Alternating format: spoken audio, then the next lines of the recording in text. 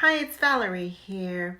I have been working through a 6-day rapid reset program with a group of people, and a topic that has come up is what do you do when you actually live on your own, particularly at the moment as social distancing or physical distancing, if you like to call it that, and quarantine and social isolation is becoming more and more of a thing. What happens when you already live by yourself and the very thing that you crave for and rely on to keep yourself going the distance is going out and connecting with people. So I had a conversation with one of the people in my group, and it actually prompted me to think about some other things, and I thought I would share them with you. So, a couple of things that comes up in terms of if you live by yourself, routines, coming back to some self-care routines, which is to keep your days as normal as possible in terms of telling your mind that this is not a disaster area just for you, right? This is a change in circumstances, and that you as a human being and your routines are still carrying on as per normal. You might want to increase the pleasant moments within those routines, for example. Yesterday, I went out and actually got some different teas, for example, as a bit of an experiment just to see what they were like. So, how can you introduce some pleasurable moments in your routines, but keeping those routines as constant as possible?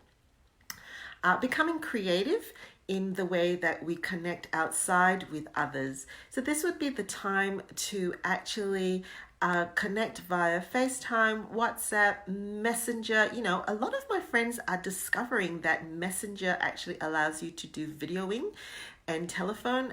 Just as a direct product of my sore thumbs, I just have to connect this way. But it's a great way to actually start to connect regularly using video messaging where you can.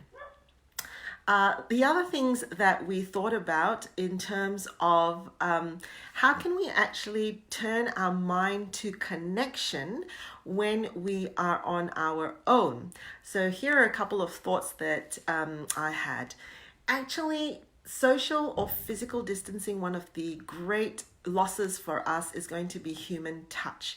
And when we live on our own, when we can get that human touch, it's such a gift to us, whether it's a hug from a friend, a high five from a student, or the ability to shake hands even, right? So this is where I would say you can actually start to surround yourself with some sensory input. The kinds, though it will not replace human touch, it can be a good alternative, because remember, this is not going to go on forever, right? This is not going to go on forever. So you can get a little bit creative. For example, you can wrap yourself tightly with a blanket. You can actually, yesterday I was in IKEA and I actually literally thought of buying, they've got this massive soft toys and I thought this would be fantastic for cuddles. I'd love to get myself one because I have I suppose it's all right to tell you, that's probably a very important thing for me, is actually having touch. And I thought, oh, this would be a fantastic way to actually get some cuddles and have some fun as well. Be aware of the kinds of sensory input you're giving yourself. Don't deprive yourself right now. Increase if you have some self-care routines where you're actually rubbing yourself down with moisturizers. Take time to actually wash your hands, not only because it's good hygiene, but because you're also giving yourself that physical sensory input. If you have pets, I've been playing with Teddy a lot more. I actually trained him to fist bump this week. He already does the thank you, but I just felt like, because I am constantly, where I can, giving kids and people high fives. And I don't know, the foot tappy thing just doesn't do it for me, right? There's I don't know, it's just no real eye contact when you're doing that. I've trained Teddy to do fist bumps this week, and he is just, every time I see him, giving me fist bumps. Spending more time with your pets. Do you have a plant? Do you have gardening? Do you have flowers around you? This sounds like, what are you talking about, Valerie?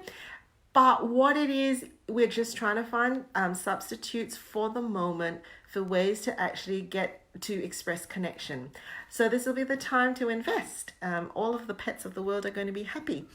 Get yourself a plant. Head out into the garden. Invest in one plant, for example, that you can really nurture and be around its sensory input. You could write letters. This will be the time to write maybe a year's worth of letters. Do the Christmas cards in advance, even. Have some projects that you can give away for when the when COVID-19, when COVID finishes. If you're the crafty sort, you can be making cards, you can be making blankets. If you're the crafty sort that does carpentry, that does puzzles, that does artwork, this could be the time to actually have some care projects, to be working on them for a time when you can actually give them away. Link into one of the things that came up as a suggestion in our group today was this could be a great time to hop online, learn a language, and link into a community where you can be practicing that language as well. So for those of us who have friends and family who live by themselves, this will be the time to be mindful that we want to actually reach out and connect, send those messages, send those pictures, initiate those video contact as well, remembering those who are on their own, living on their own. Hey James, how you going this morning? This will be the time to actually connect and reach out to our friends and family whom we know who live on their own. All right, I will catch you later.